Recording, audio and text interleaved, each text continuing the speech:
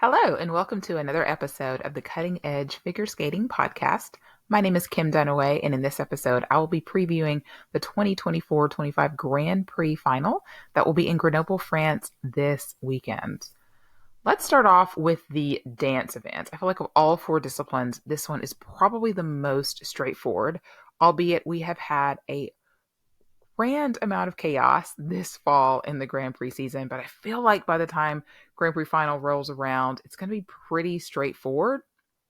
For each of the four disciplines, I have compiled all of their top scores from the Grand Prix.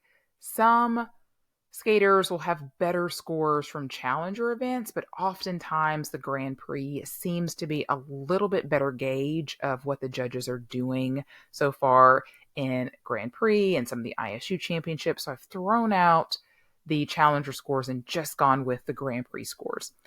So if we look at who has scored the best, Maddie and Evan and Gillis and Poirier are very, very close to each other within a point. Chalk and Bates come in with the highest score of the season at 215.95. Gillis and Poirier come in with 214.94. So very, very close between those two teams. And then we've got a little bit of a gap before we get to Guenard and Fabry, who have 209 points. Fear and Gibson, who come in as a top qualifier, having won both of their events, actually the fourth highest score with 206 points. Lejoie and Lagat not very far behind them at 205, and then Lopereva and Bruzeau with 195 points. Now, they have scored over 200 points, again, in a challenger, but as far as the Grand Prix goes, they definitely look like the team on the outside looking in. So for me, the battles are really going to be for the gold medal, likely between Maddie and Evan and Piper and Paul, provided that neither one of those teams makes a major mistake, like we have seen them make in the Grand Prix so far. So if we rewind, Maddie and Evan had a fall in their choreographic rhythm sequence at Skate America, and then Gillis and Poirier had a fall in their twizzles in their second Grand Prix.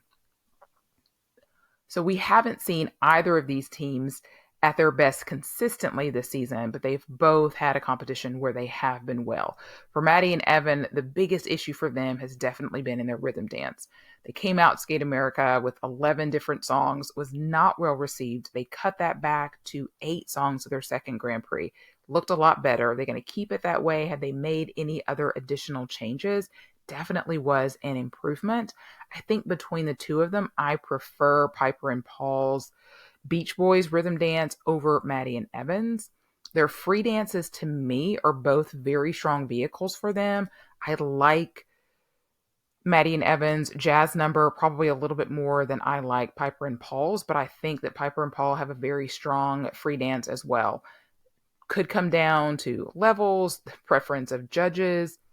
In general, a lot of times what we have found in ice dance is there's not a lot of movement once the rhythm dance happens. Now, we saw at Worlds last year, Maddie and Evan won the rhythm dance. Gillis and Poirier won the free dance. Obviously, it was not enough to overtake Maddie and Evan from the lead that they had in the rhythm dance. So if we're going to look at who performs better in the rhythm dance, historically, that has been Chalk and Bates. Even though I do like Piper and Paul's rhythm dance a little bit better this season, but that could be the key to who gets the win here. The next battle is going to be for bronze. I still expect for that to be the Italians. I just cannot imagine Guenard and Fabry not medaling at a home Olympics. And so in my mind, that keeps them in the top 3 more than anything. Even though I don't love their programs, I think that the rest of the 3 teams that I think are going to be competing for that bronze, them, Fear and Gibson, Lejoie and Lagat, all have one good program and one not so good program. For me, I actually prefer Guenard and Fabry's free dance over their rhythm dance. I did not love the new costumes as much when we saw them just last week, but I do like the program overall. Fear and Gibson's free dance to me is just okay. And then Lejoie and Lagat, I think, have a much stronger free dance, but I think their rhythm dance is weaker, and we haven't seen them get the kind of scores that we have seen the other two teams get and the rhythm dance. And I think it's much, much harder for them to sort of catch those teams in the free dance, even if their free dance is stronger, unless they have a really strong rhythm dance. I think that it's going to be exactly what we have been seeing. Chalk and Bates, Gillis and Poirier, Guinard and Fabry for bronze. The only thing that I can say that might be an upset is that we haven't seen Guinard and Fabry and Fear and Gibson go head to head yet this season. In the past, they have met on the Grand Prix. This season, that was not the case. So we'll see if perhaps we can get a little bit of that rivalry here. And again, at Europeans, how close can these teams get to each other? Can Fear and Gibson pull the upset? They have been far more consistent. And can Lajoie and Lagat have a better showing here at Grand Prix Final than they had last year? I felt like they had a great opportunity and they made a mistake in the rhythm dance, as did a couple of other teams there last season as well. So we really didn't have much drama at all. Would love to see more this season. And I think it would take a really strong effort from Loperever and Brazeau, and most importantly, some teams ahead of them to make mistakes for them to finish anywhere other than sixth here.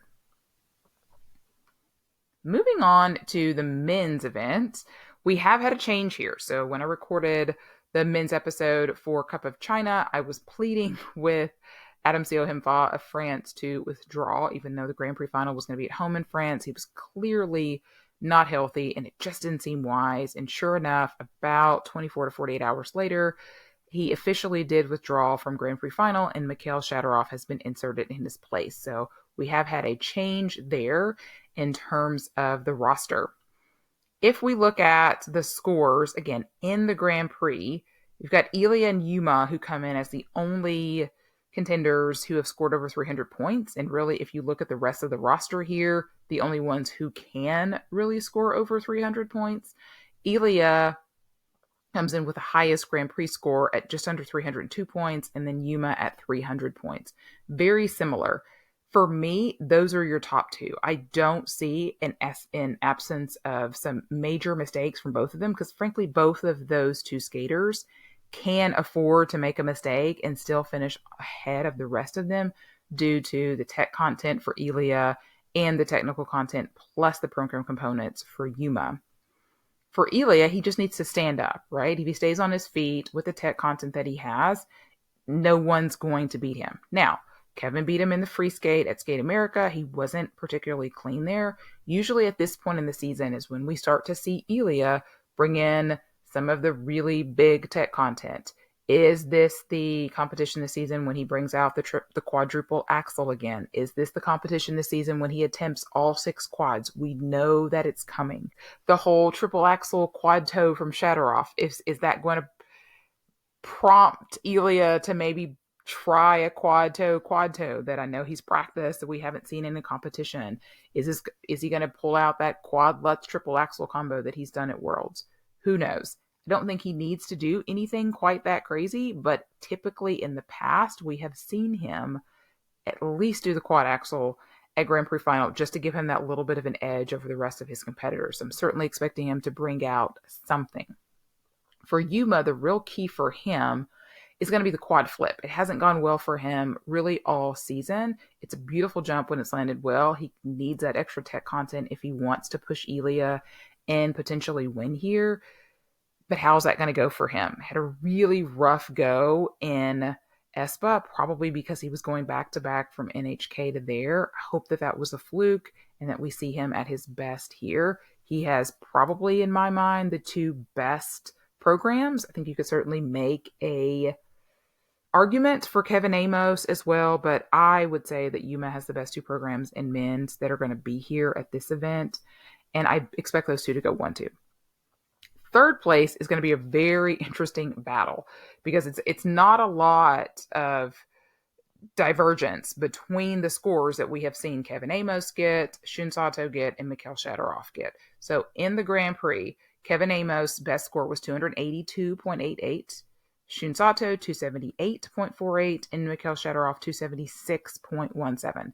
So all within like 6 points, which is basically the value of like a triple Lutz. Triple Lutz is 5.9. That's one jump. That's a couple of levels on a spin or a step sequence that could make the difference between these three guys. How much momentum does Mikhail get coming out of Cup of China when he got some of the best scores of his career?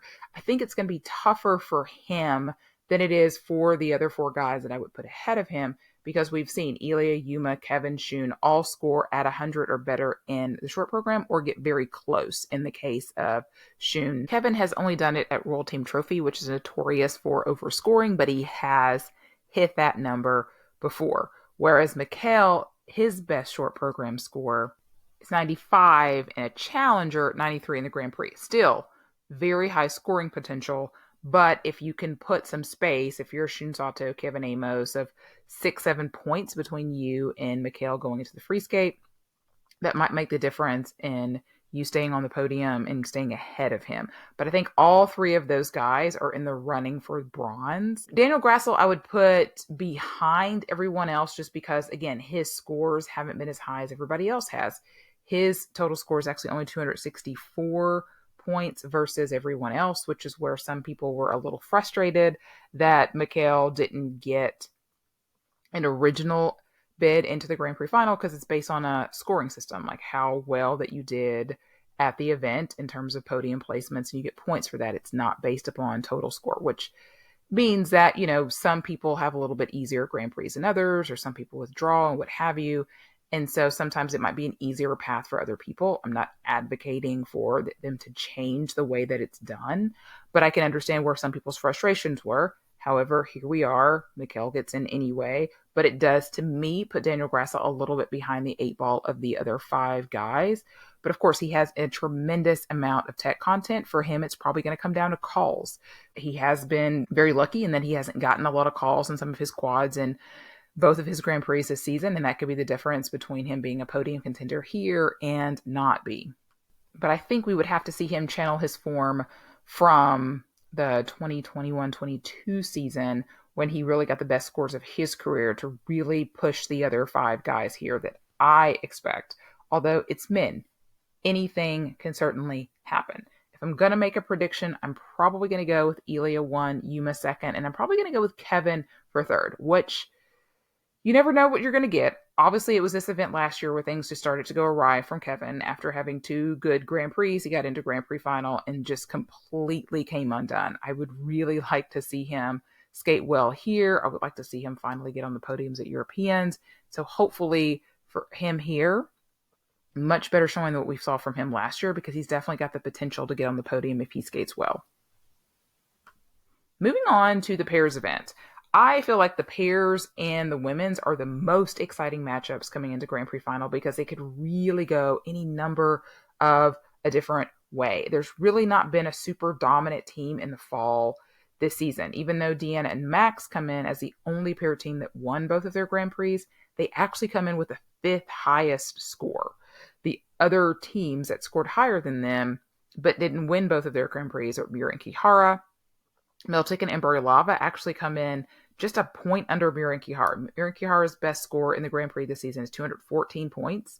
Meltik and Embryolava, 213 points. As I mentioned, when they won their Grand Prix, it's got to scare a lot of teams when they get 143 points in the free skate. That's very, very scary for other teams. That's why they come in with such a high number. Hasi and Volodin come in with 211.69 points.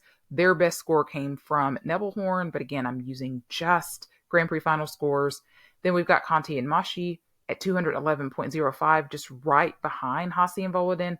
Then you get to Deanna and Max with 207 points, and then you get to Cam and O'Shea with 201 points. Again, they seem to be the team on the outside looking in, but all 6 of these teams have scored over 200 points this season.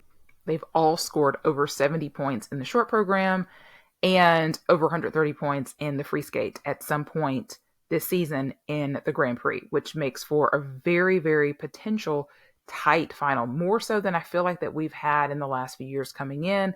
We've had some teams that really haven't had consistent side-by-side jumps, whereas they can be really good for all of these teams here coming in. And I think what is going to separate these teams, obviously, who's cleanest, but it's going to come down, again, to levels on lifts, levels on the death spiral, which has been very hard for a lot of pair teams to achieve level 4s on this season, especially in the short program. Side-by-side spins.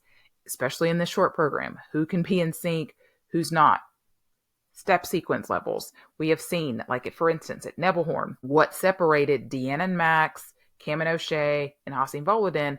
They were each separated by 1 point in the short program, and that was the difference between a level 4 step sequence that Hassan Volodin got, a level 3 step sequence that Cam and O'Shea got, and a level 2 sequence that Deanna and Max got. And that's how they were after the short program, first, second, and third. So I'm very excited because I feel like there's a potential for this to be a very close competition.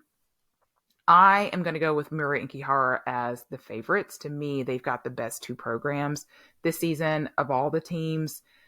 They also have the highest scoring potential. I mean, they're the only team that we have seen get 80 in the short program, and the short program might be the difference. A lot of these teams have scored very, very well, very similar scores in the free skate, because even Miura and Kihara, their best free skate score is 144 points. We've also seen Deanna and Max get 144. We've seen Hassan and Volodin get 144. We just saw Conti and Mashi get 138 with a mistake in their free skate. I just mentioned Meltek and Burlava, 143 points when they won their Grand Prix this season. So all 5 of these teams, to me, have the potential to win. Like I said, I'm going to go with Miura Kihara for the win. Second, I would go with Hassan Volodin. They're just so incredibly consistent with their technical elements, especially. The third place, you would probably slot Deanna and Max in there, but honestly, the way that Sarah and Nicolo have been skating this season, I'm going to go with them to make the podium. They have done very well at Grand Prix finals the last 2 years as well, better than they've skated at Europeans, and not better than they skated at Worlds 2 years ago, but definitely better than they skated at Worlds last year. I think that right now they have a lot of confidence in their skating, and I'm going to pick them to make the podium over Deanna and Max, who I feel like haven't been at their best yet. They might be peaking by the time we get to Worlds, but I haven't seen it yet this season. Meltek and Burlava, huge wild card. The reason I don't have them on the podium is not because of their free skate, which they have potential to score very high. It's the short program. I like their short program. I think it's fun, but we haven't seen them score to the potential that we have seen some of these other teams. Miura Kihara got a 77 at Skate America. They have the best short program score coming into the season. We've seen Deanna and Max get 75. Hassan and Volodin have always kind of, for whatever reason, not scored as high in the short program, but I feel like that this might be the competition. We finally see them get 74, 75 on that short. Sarah and Nicolo have also scored 72, 73 range in their short program as well. Whereas Meltek and Burlava for clean usually get about 70 points. It's going to make it very much more difficult for them. Ellie and Danny are a big wild card because if they land their elements, they can literally be right there with the best teams. We just don't see it a lot of times, right? I mean, for them, it's going to come down to the same thing it comes down for them in every competition. It's going to come down to those throws, which for them have just not been consistent enough. The triple loop is a lot better, but I haven't seen them yet land that throw triple flip or the throw triple lutz that they're doing in the free skates. Worth the same points, whichever it is. I haven't seen them land that one cleanly. They actually attempted it at the Scott Hamilton show in their routine last weekend when I was there. They didn't land it there either. But I appreciated the attempt. If they could land it, they could be right there in the mix. And their short program is really fantastic as well. But I would slot them 6 here just based on consistency. Moving on to the ladies. This one is the other one that I think could be potentially really interesting, even though we have a wide range of scores, more so than maybe in any of the other 4 disciplines that we see here. The consistency definitely is questionable with a lot of these ladies. So I think it could be very interesting. So we've got Kaori Sakamoto, who comes in as the highest in terms of points. 231.88. If she goes out there and lands everything, nobody's going to beat her. Because again, nobody has gotten 80 points in their short program and nobody has gotten 150 points in their free skate. Amber can get close in the short program. We've seen her go 78 in her short.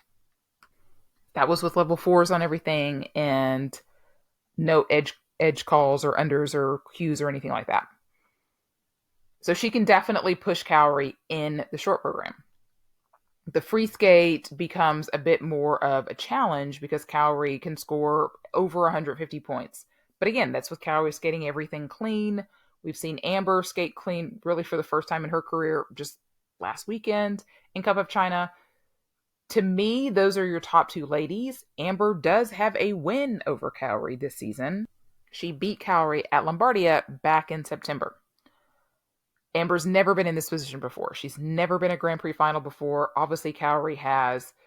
Can Amber continue to channel what we have seen from her this season? She's the only non-Japanese lady that is at this event. There's going to be a lot of pressure on the Japanese ladies who are here because they are competing for world spots. There's 5 here that are looking to be on the world team. There's also a couple ladies who didn't make it here who are still going to be fighting at Japanese nationals. So all of these ladies are going to be looking to beat their other Japanese competitors. So they've got a competition within a competition, and what it would be like to have Amber come out on top of all of these ladies. We've got Mona Chiba, Wakaba Higuchi. Both of those come in with total scores over 200 points. Mona Chiba at 212, just 3 points behind Amber Glenn's best total score. And Wakaba Higuchi comes in at 206 points. Then Hana Yoshida and Rino Matsuke come in just under 200 with 199 points as for both of them. They're both kind of wild cards. Hana, because of course of the triple axel that she attempted but did not land when she won in Finland. And then Rino Matsuke, to me, more so than maybe anybody else, because she has not done a clean short program. It's really amazing that she was able to qualify for Grand Prix final because of the rough shorts that she had. I mean, remember, she was 11th, right, at Skate Canada before making it all the way to the podium. So to me, she has a tremendous amount of range if she can skate clean in her short program to propel herself onto the podium. I think she has the same scoring potential that Mona Chiba has probably, but she's got to do it. We haven't seen her do it yet. For me, I would put Wakaba and Hana sort of in that 5th and 6th spot. I know that probably breaks a lot of people's hearts. We just haven't seen Wakaba be able to skate with clean rotations on her jump. She's often getting calls, and that really prevents her from getting up over 70 points in the short program, which I feel like you really need to get into if you want to medal here with all of these ladies. Same with Hana Yoshida. There's always a mistake, a call, or something somewhere. And like I said, Reno's a huge wild card for me because if she can skate a clean short, then I would put her right there. So for my official predictions, I'm gonna go with Cowrie for the win. I can't go against Cowrie. I just can't. She looked so good at NHK. I'm gonna go with Amber for second. She hasn't let me down yet this season. And between Mona and Reno, I'm gonna go with Mona just because she has been more consistent. I think Reno could be right there with Wakaba and Hana really needing to do some things we haven't seen them do yet this season in terms of jump rotations and not getting calls to really probably get onto the podium here. But of course, they can also capitalize off of mistakes from any of those ladies that I mentioned. That would be my official prediction for the ladies event. Very excited for, like I said, both that and pairs I feel like have the best matchups and the most potential for a really competitive final. Just wanted to touch on the juniors just really briefly. I did start out the season covering juniors, and I decided very quickly on, especially once the challenger season started for seniors, I was going to burn myself out if I just did 7 junior Grand Prix along with challengers, along with Grand Prix. So I backed off of podcasting on the junior Grand Prix, but I did keep up with it. And it's always an excellent opportunity to watch the junior Grand Prix final because you'll really see the sort of the best of the best. And some of these skaters that you're going to see, you will see in seniors as early as next season. So I wanted to point out a couple of people. One in the men's, Jacob Sanchez, who comes in as the top qualifier. He skates for the US. He just came off of a win at Warsaw Cup, his first international senior competition. Very nice skater to watch. He doesn't come in with the highest score, however. That is Ryo Nakata of Japan, who had a rough free skate in Bangkok, and that keeps him from having 2 wins like Jacob. Those 2 skaters I expect to do very well and be at the top of the podium for the men's event.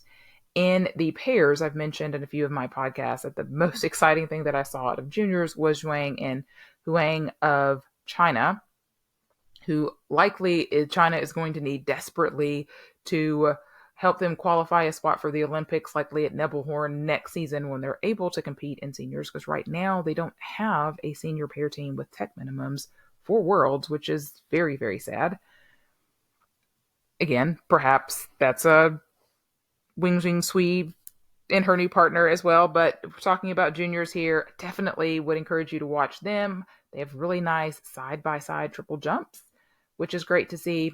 In the women's, Mao Shimada has been dominating in juniors for the last 3 years. She's still got another year of juniors, unfortunately, before she can compete in seniors. Who you won't see here is Jia Shin. Jia Shin did not have her best junior Grand Prix this season, and she won't be here. And then in the dance, I think the dance is the most exciting of the Junior Grand Prix matchups. The top qualifiers were Tali and La Fanara of Italy, but all of these teams are really close. There's 2 U.S. teams, a brother-sister pair, the Peels. We've got Katarina Wolf-Kostin and Dmitry Saravetsky, who chose to compete both in juniors and seniors this season so they could get some more international experience. They also have a really great chance to get on the podium here. Really enjoy the Ukrainian team as well as the German team and the French team, all really competitive, similar scoring teams. It'll be cool to see them all in one Grand Prix together. So excited to see the juniors as well as the seniors. I would love to hear your thoughts and what are your predictions for the final. You can leave a comment. You can drop me a line on any of the socials, Blue Sky, X, Threads, Instagram. You can also send me a line at thecuttingedgepod@gmail.com. Thanks for listening to the podcast. I hope you enjoyed your holiday if you're in the US, and I hope you have a great rest of your coming week.